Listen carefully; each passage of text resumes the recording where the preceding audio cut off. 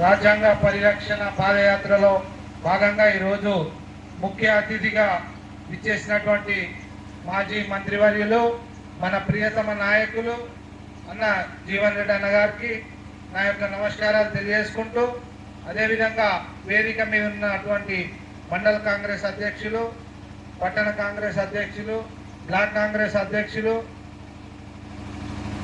నాతోటి ఎన్ఎస్ఏ సోదరుడు బండ శంకర్ గారు, నన్నన్న గారు, గంగాధర్ గారు, రాజేందర్ అన్న గారు, అందరికీ పేరు పేరున నా యొక్క నమస్కారం. ముఖ్యంగా ఈ కార్యక్రమంలో పాల్గొంటున్నటువంటి కాంగ్రెస్ పార్టీ సైనికులకు, మహిళా మనులందరికీ నా యొక్క నమస్కారం.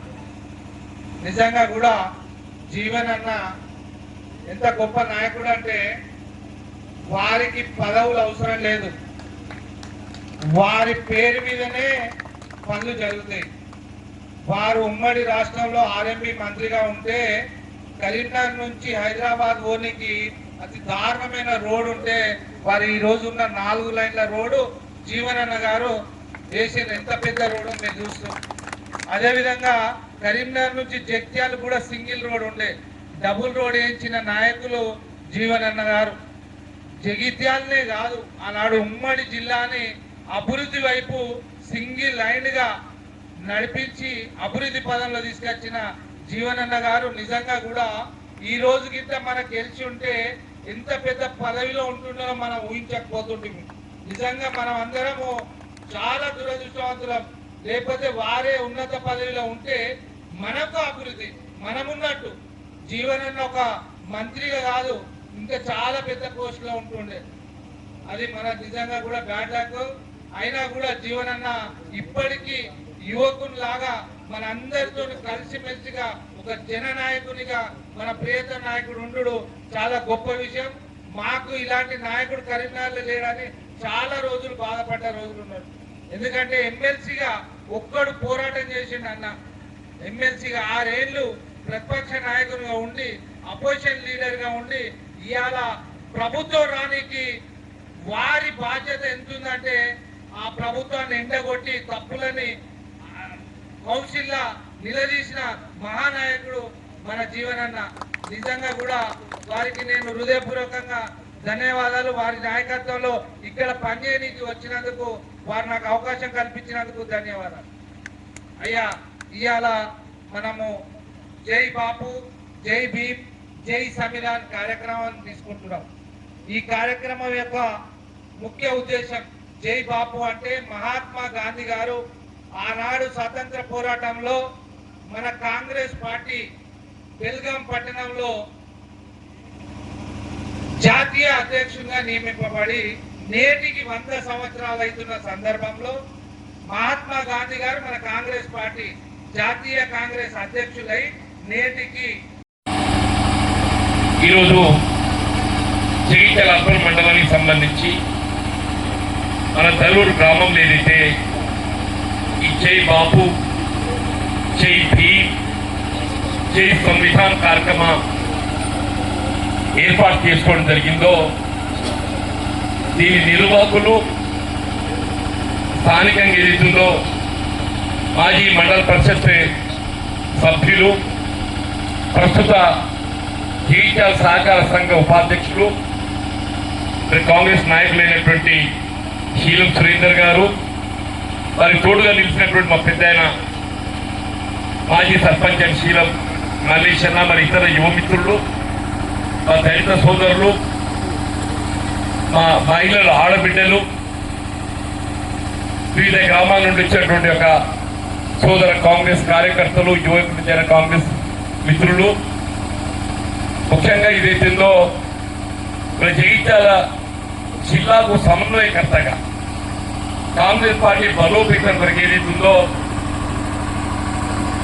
నూతనంగా బాధ్యతలు చేపట్టినటువంటి సోదరుడు కరీంనగర్ పట్టణ మాజీ కార్పొరేటర్, పట్టణ కార్యనిర్వాహక అధ్యక్షుడు అంజన్ కుమార్ గారు, జగిత్యాల బ్లాక్ కాంగ్రెస్ అధ్యక్షులు మిత్రులు రాజగి నందన గారు, అటై గోపి రాజిరెడ్డి గారు, జగిత్యాల అర్బన్ మండల కాంగ్రెస్ అధ్యక్షులు మిత్రులు గంగాధర్ గారు, రూరల్ మండల కాంగ్రెస్ అధ్యక్షులు సోదరుడు రాజేందర్ గారు, మిత్రులు రాష్ట్ర కాంగ్రెస్ కార్యదర్శి గారైనటువంటి మిత్రులు బండ శంకర్ గారు, ఈరోజు జగిత్యాల అర్బన్ మండలానికి సంబంధించి మన తల్లూరు గ్రామంలో ఏదైతే ఈ జై బాపు, జై భీమ్, జై సంవిధాన్ కార్యక్రమం ఏర్పాటు చేసుకోవడం జరిగిందో దీని నిర్వాహకులు స్థానికంగా ఏదైతుందో మాజీ మండల పరిషత్ సభ్యులు, ప్రస్తుత జగిత్యాల సహకార సంఘ ఉపాధ్యక్షులు, కాంగ్రెస్ నాయకులైనటువంటి శీలం సురేందర్ గారు, వారి తోడుగా నిలిచినటువంటి మా పెద్దాయన మాజీ సర్పంచ్ అని శీలం మల్లేష్ అన్న, మరి ఇతర యువమిత్రులు, మా దళిత సోదరులు, మా మహిళల ఆడబిడ్డలు, వివిధ గ్రామాల నుండి వచ్చినటువంటి ఒక సోదర కాంగ్రెస్ కార్యకర్తలు, యువజన కాంగ్రెస్ మిత్రులు, ముఖ్యంగా ఇదైతుందో జగిత్యాల జిల్లాకు సమన్వయకర్తగా కాంగ్రెస్ పార్టీ బలోపేతం వరకు ఏదైతుందో నూతనంగా బాధ్యత చేపట్టినటువంటి సోదరుడు కరీంనగర్ పట్టణ మాజీ కార్పొరేటర్, పట్టణ కార్యనిర్వాహక అధ్యక్షులు అంజన్ కుమార్ గారు, జగిత్యాల బ్లాక్ కాంగ్రెస్ అధ్యక్షులు మిత్రులు రాజగిరి నందన గారు, అటై గోపి రాజిరెడ్డి గారు,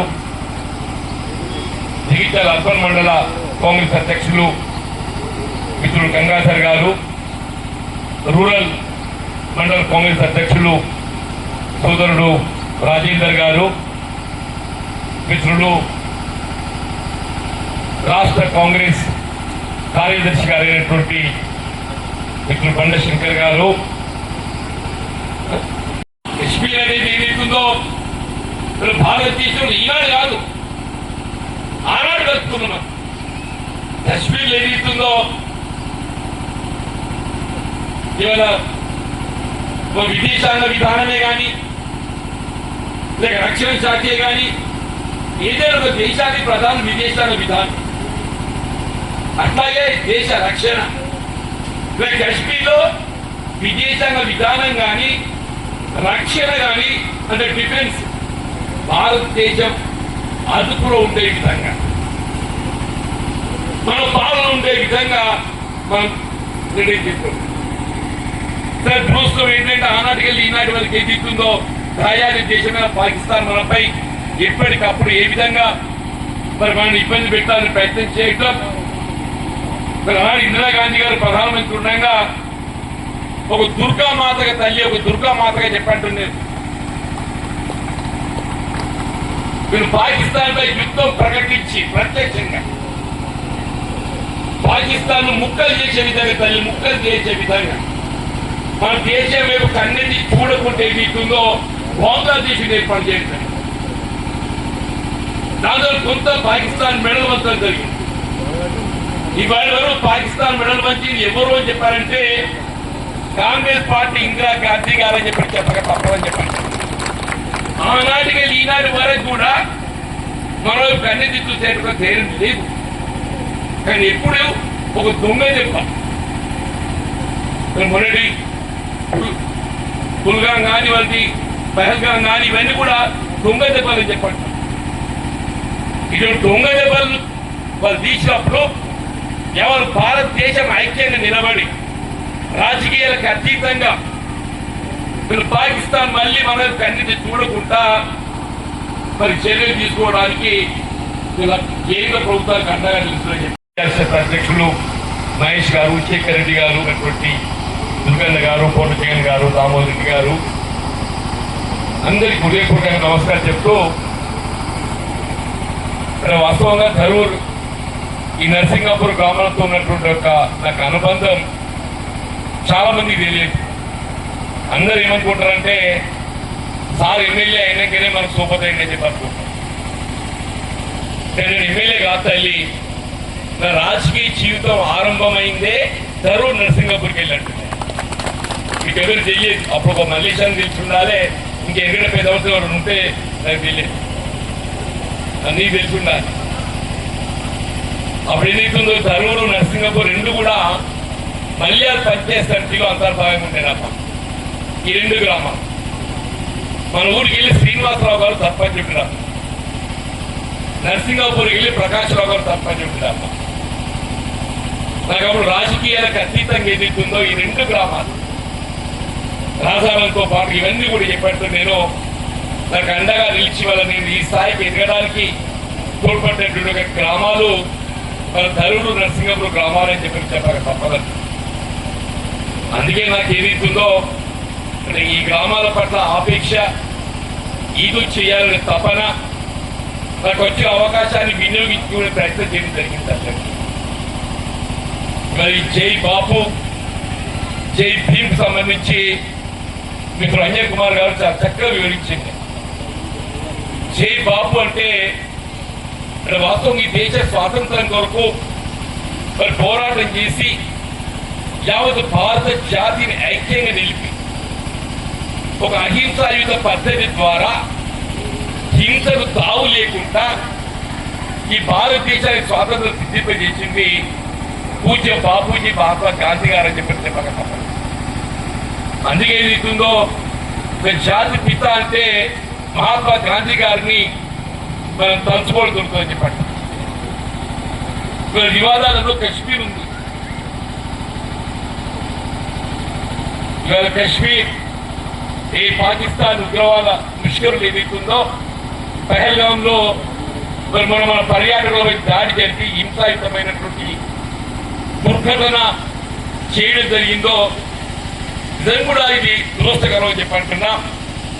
యావత్ భారత జాతి ఈ సంఘటనను తీవ్రంగా ఖండిస్తుందని చెప్పంటారు, తీవ్రంగా ఖండిస్తుందని చెప్పి ఇక్కడ అందరూ గమనించాల్సిన తల్లి, ఇక్కడ భారతదేశం పాకిస్తాన్ మధ్య కశ్మీర్, భారతదేశము పాకిస్తాన్ మధ్య కాంగ్రెస్ కశ్మీర్. దేశ స్వాతంత్ర సమయం లోపల ఏదైతుందో కశ్మీర్ ను స్వతంత్ర రాజ్యంగా ప్రకటించారు ఆంగ్లేయులు. వాళ్ళు ఏదైతుందో వాళ్ళు స్వతంత్ర దేశంగా కొనసాగే అవకాశం ఉండే, భారతదేశంలో కలిసే అవకాశం ఉంది ఇచ్చిండ్రు, పాకిస్తాన్ పోయే అవకాశం కూడా వాళ్ళకి ఇచ్చింది. అప్పుడు మన మొట్టమొదటి ప్రధాని పండిట్ జవహర్లాల్ నెహ్రూ గారు వీళ్ళు ఫారూక్ అబ్దుల్లా గారి తండ్రి షేక్ అబ్దుల్లా ఉండే. అక్కడ కశ్మీర్ ఏదైతుందో జనాభా ముస్లిం జనాభా అధికంగా ఉంటుంది. రాజు ఏదైతుందో హిందూ రాజు, రాజు హిందూ రాజు, రాజ్యం హిందూ రాజ్యం, జనాభా ముస్లిం అధికంగా ఉంటుంది. కశ్మీర్ ఏదైతుందో మన వైపు ఆకర్షించుకోవడానికి కొరకు పండిట్ జవహర్లాల్ నెహ్రూ గారు ఏదైతుందో షేక్ అబ్దుల్లాతో వారికి ఉన్నటువంటి సత్సంబంధాలను వినియోగించి కాశ్మీర్ సెన్సిటివ్ పార్ట్ అంటున్నారు. రెండు దేశాల మధ్య ఉన్నటువంటి ఒక పార్ట్ కశ్మీర్ కాబట్టి ఆ సున్నితమైనటువంటి ఒక ప్రాంతాన్ని గుర్తించి కశ్మీర్ ఎన్నటికైనా భారతదేశంలో అంతర్భాగంగా మనం కొనసాగింపు చేసుకోవాల్సిన ఆవశ్యకతను గుర్తించి మరి కశ్మీర్ ను భారతదేశంలో కనుక్కోండి. చెడగొట్టుడు ఏమంటుంది,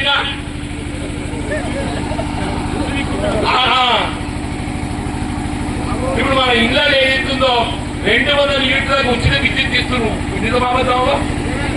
మన ధరూర్ ఎస్సీ కాలనీలో ఎవరైనా కరెంట్ బిల్లు కడుతున్నారమ్మా? ఇక్కడ ఉన్నో చెప్పుకున్నావా ఎవరైనా కరెంట్ బిల్లు కడుతుందా?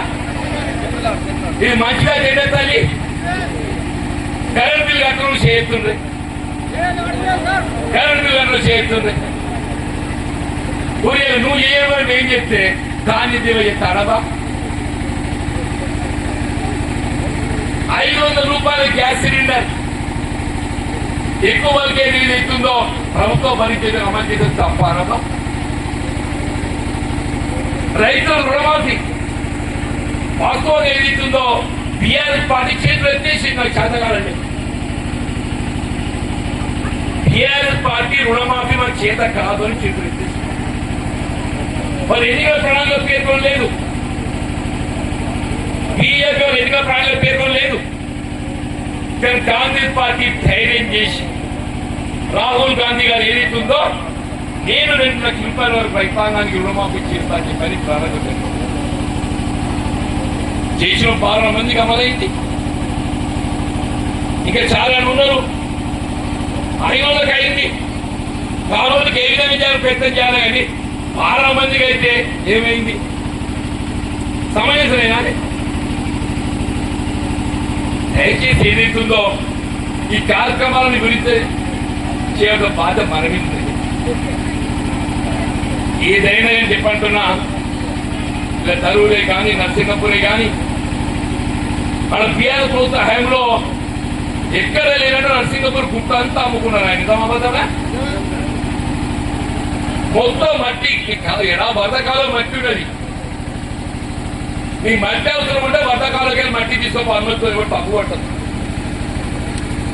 అది కాకుండా ఇది కాకుండా నరసింహపూర్ గుట్టగా పెట్టి మొత్తం గుట్టలు చుట్టడం కరెక్టేనానే? మీరు 10 ఏళ్ళు ధరని అర్థం పెట్టుకొని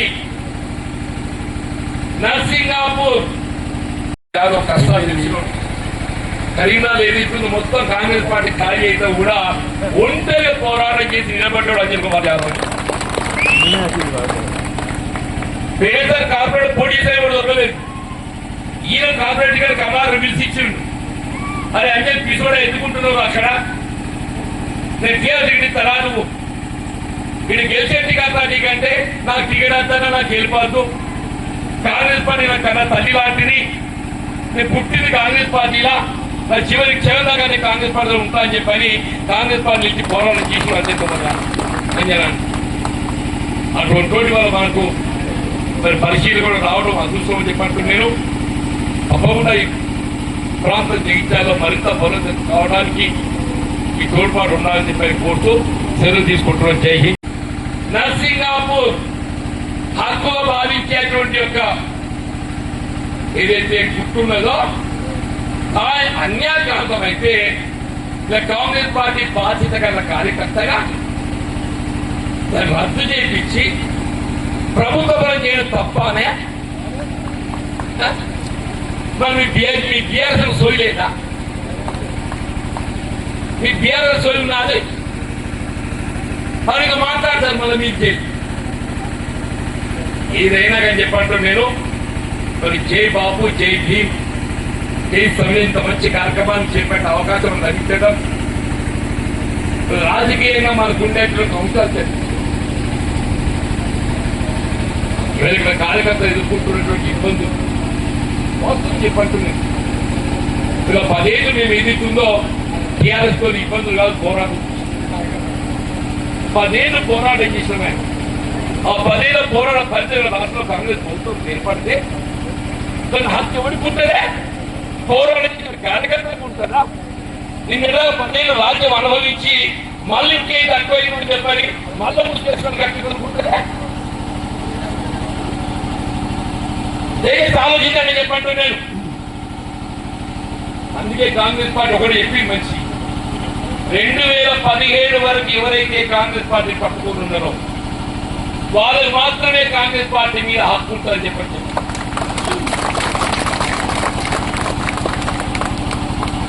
కాంగ్రెస్ పార్టీ మీద హక్కు